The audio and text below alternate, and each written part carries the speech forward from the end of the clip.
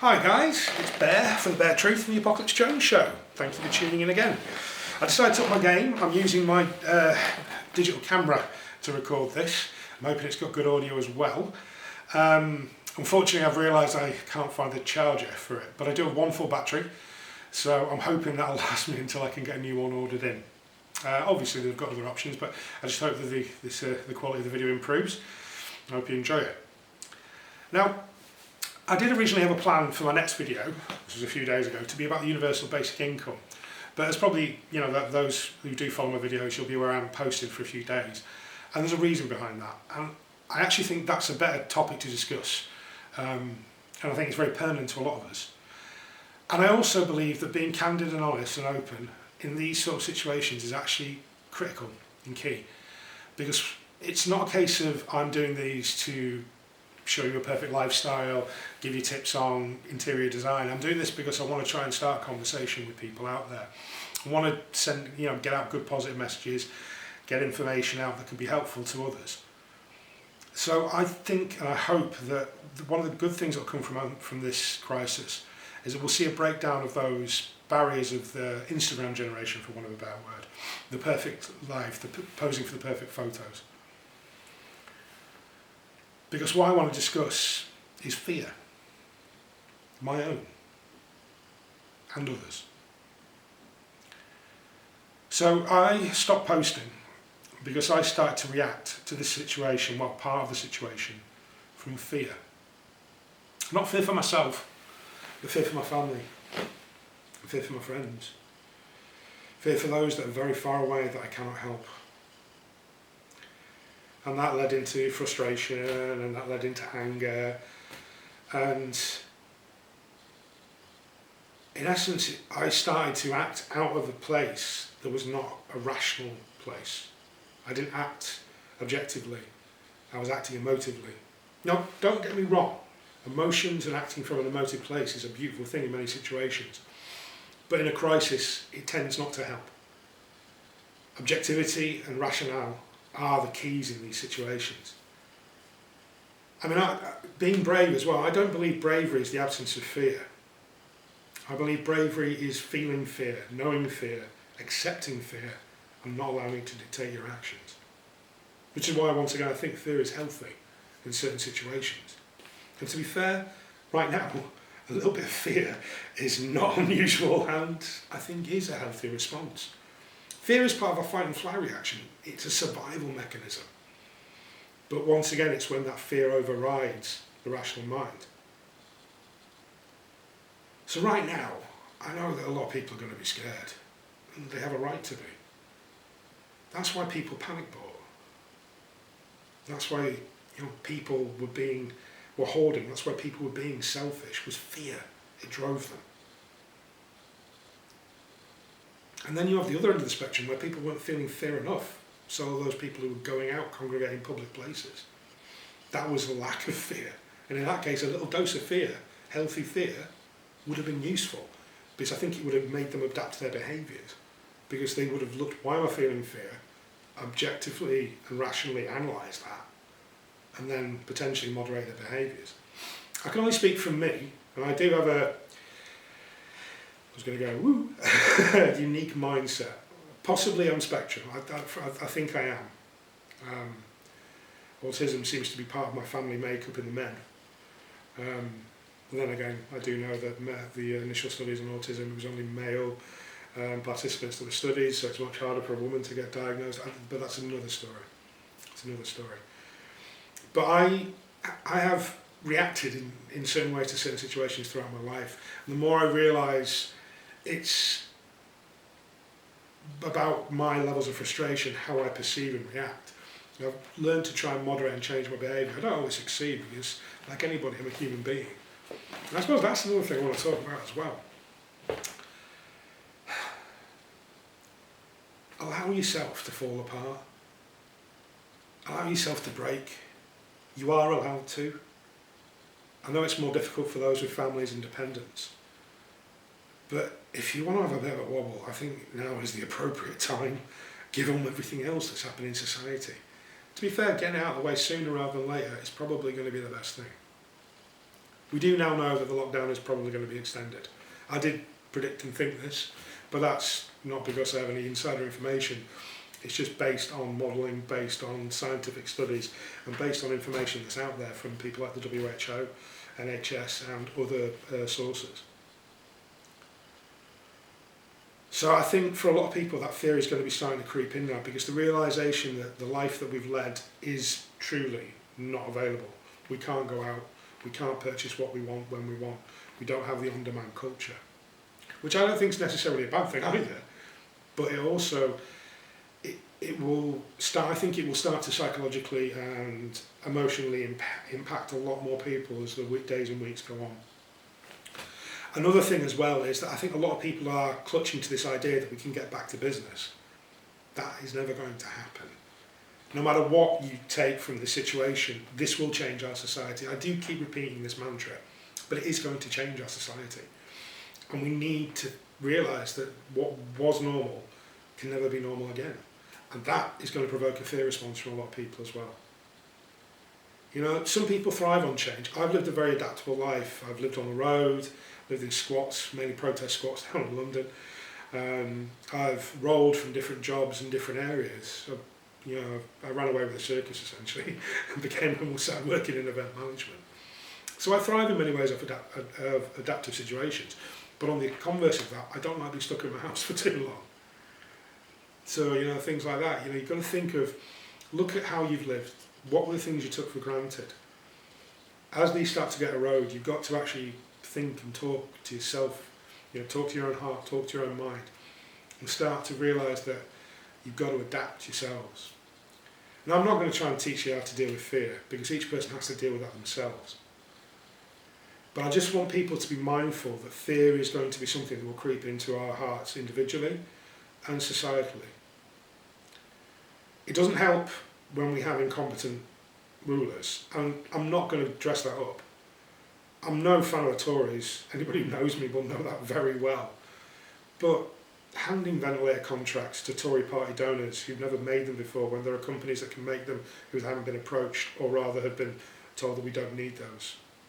PPE, the fiasco with it, because it's the wrong type of PPE even when it's being rolled out and it's still critical.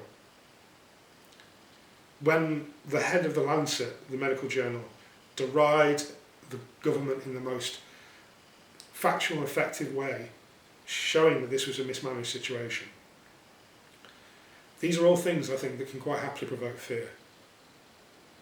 But we have the ability to minimise that within ourselves and within those around us. So another thing, now the second half of this I want to go on to, is that information, if it's factually sourced and factually based, is an amazing tool. Forewarned is forearmed, which is something, once again, the government was forewarned but didn't bother to forearm themselves. So the other part of the fear reaction I want to talk about is pseudoscience, conspiracy theories and unsubstantiated articles and news reports.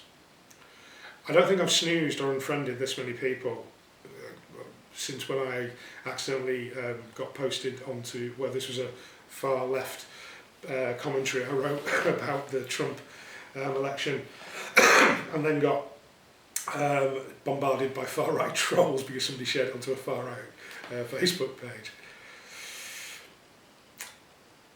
I understand that people want to try and figure out what's going on. And I understand people trying to maybe want to find someone to blame or find some sort of mechanism. Now, with the conspiracy theories, I go with Alan Moore, a very famous comic book artist, a mage, and a personal hero of mine. I think he's a great fella. And he said, and I'm probably going to paraphrase and misquote here, that people want conspiracy theories to be true because they want someone to be in charge. They want someone to be in control, because in essence it is another comfort mechanism. Most people don't want to believe that humanity is just careening down this railway track and nobody's really driving the engine, we're just all stoking the furnace. And every time we come to a set of switches, half the time it is just by whatever luck the switches and the different track that we happen to roll onto. But I think right now, a lot of the conspiracy theories and information that people are sharing are dangerous they're a distraction, and ultimately they do nothing but make yourself more scared and others. I really cannot stress enough checking your sources of where your information is coming from. Binding peer-reviewed scientific journals if you're putting forward a scientific opinion. Like somebody shared something earlier today where they showed 2 images of 2 different emergency intensive care wards, one in New York, one in Italy. They were identical. I found the original news reports and the pictures were not the pictures that were on there. Someone had photoshopped them on there. And I can't even begin to think of the mentality where somebody wants to create panic and alarm and potentially think that this isn't a real crisis, make people not observe physical distancing, and they go out and infect people. That mindset in itself, I think, is abhorrent. And whether they're doing it for hits on their page to increase their advertising, get more subscribers, I cannot, in good conscience, in any way justify what they're doing. And I really, really ask them to take a deep, long look at the motivations that they have, where we are in a situation where people are dying. And on to these conspiracy theories. What does it matter if the disease is man-made when we're still looking for a vaccine? What does it matter who may have tanked whose economy, who may have given it to who? That's the spitting match that America and China are involved in, and now we've got involved in haranguing China as well. It does nothing to help the international effort. It does nothing to help those on the front line. And it does nothing to help your neighbours or yourself. Yes, it might be nice to idly speculate, but when people are pushing this forward, claiming that this is not real, this is not happening, that's dangerous. So to give you an example, I have a friend who lives not far from myself. His neighbour, opposite, was made aware that he was actually infected with COVID-19 about 2 weeks ago, I think it was. That was the first time the ambulance and the hazmat suits paramedics turned up. Sealed off the house, his wife and child had to live somewhere else. Nobody could get a response from her, I think it was yesterday, or the day before, I'm not entirely sure. But police, ambulance, hazmat suits, he came out in emergency, full head ventilator. Was close to potentially death. A young 21-year-old male, no underlying medical conditions, fit and healthy. So if you want to try and tell me that I'm somehow a tool of the state, spreading the corporate media line, tell me what that was in a very deprived area in Birkenhead on the Wirral. What was that stage show for? That wasn't. That was somebody fighting for their life. There's a clear and present danger right now. It's on our streets, it's in our hospitals, and it's in our homes. Whatever this disease is, wherever it's come from, and I could go into the science behind it, the analysis of the genetic structure, which does point to it being of a natural origin, by the way, but I'm not going to, because I keep stressing I'm not an epidemiologist, I'm not a virologist, I'm not a pandemic expert, but I am able to look at peer-reviewed scientific journals and understand them from a background in science myself. But that clear and present danger is here. You can't see it, you can't sense it, but it's everywhere. We know that. It is everywhere. It's a disease, it's a pathogen, it spreads, and that's its life cycle.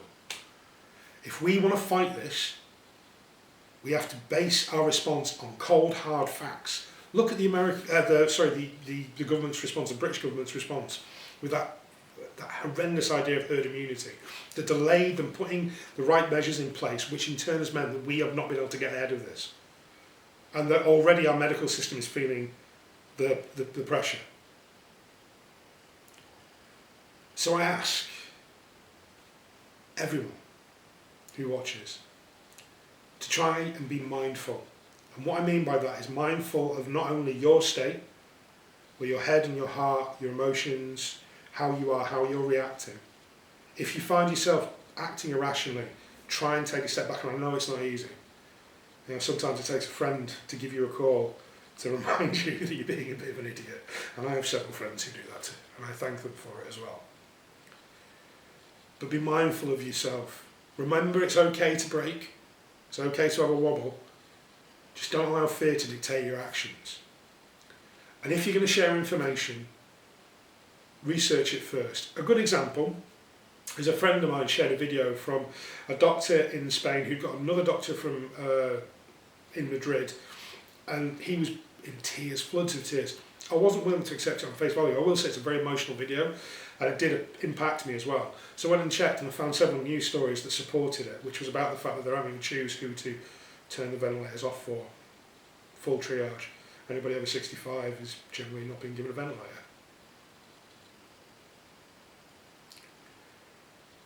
So I put the news stories into the feed below it. So I checked on that story, because that could have been alarm and despondency. And though it served the rhetoric and the speeches, the rhetoric rather, and the ideas that I have of what is going on, it supported my belief. I'm still not willing to accept it on face value, because I don't want to spread alarm and despondency. I want to spread truth and preparation and collectiveness, collectivism of us. So, a long one, a personal one, but one I think that needs to be said. So remember, fear is a healthy response, but just don't allow it to dictate your actions. Keep showing kindness and compassion to all, to each other. Check your information sources. Question everything. Trust nothing.